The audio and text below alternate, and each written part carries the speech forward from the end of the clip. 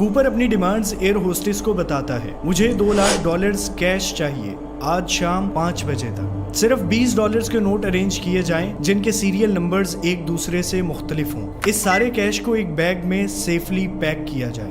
Refuelling کے لیے ایک فیول ٹرک رن وے کے پاس تیار رہنا چاہیے اور کوئی بھی الٹی سیدھی حرکت مت کرنا، ورنہ میں اس پورے پلین کو پیسنجر سمیت بم سے اڑا دوں گا۔ اس کے علاوہ وہ 4 پیراشوٹس بھی مانگتا ہے۔ کوپر کی طرف سے 4 پیراشوٹس مانگنے کی ایک خاص وجہ تھی۔ اس انٹرسٹنگ فیکٹ کی ہم آگے چل کر بات کریں گے۔ شافنر یہ ساری ڈیمانڈ سن کر اٹھتی ہے اور دوسری ایک ایئر ہوسٹس ٹینا مکلو کے ساتھ بھی یہ بات شیئر کی جاتی ہے اور وہ کوپر کے سائیڈ میں جا کر بیٹھ جاتی ہے۔ پلین میں موجود باقی پیسنجرز کو ابھی بھی یہ بات نہیں پتا تھی اور ایئر ہوسٹس شارپنر یہ چاہتی بھی نہیں تھی کہ باقی پیسنجرز کو بھی پتا چلے اور کسی قسم کا کوئی پینک کریٹ ہو۔ شارپنر خاموشی سے کاکپٹ میں جاتی ہے اور کوپر کا نوٹ پلین کے پائلٹس کو دکھاتی ہے۔ پائلٹس یہ بات ایئر ٹریفک کنٹرولر کو بتاتے ہیں اور یہ خبر ایئر لائن کے پریزیڈنٹ ڈونلڈ نائروب کے پاس پہنچ جاتی ہے۔ اس کیس میں وہ ڈیسیجن میکر تھے اور وہ ایک بہت انٹرسٹنگ فیصلہ کرتے ہیں کہ ہم فل کمپلائنس دکھائیں گے، جو بھی ہائی جیکر کہہ رہا ہے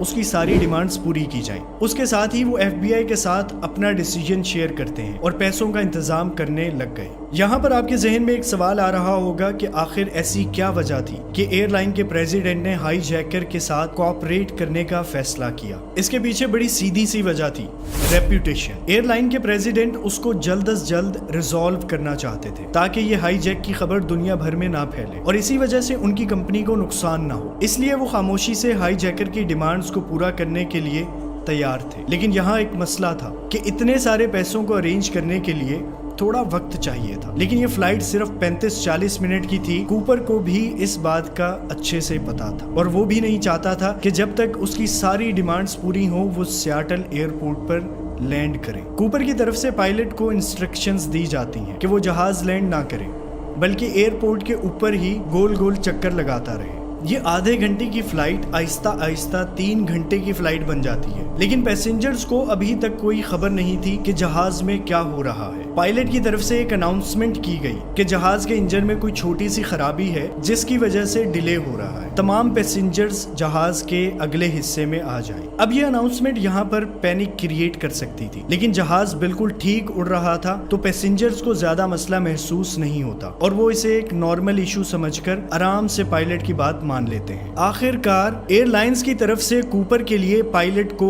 میسج دیا جاتا ہے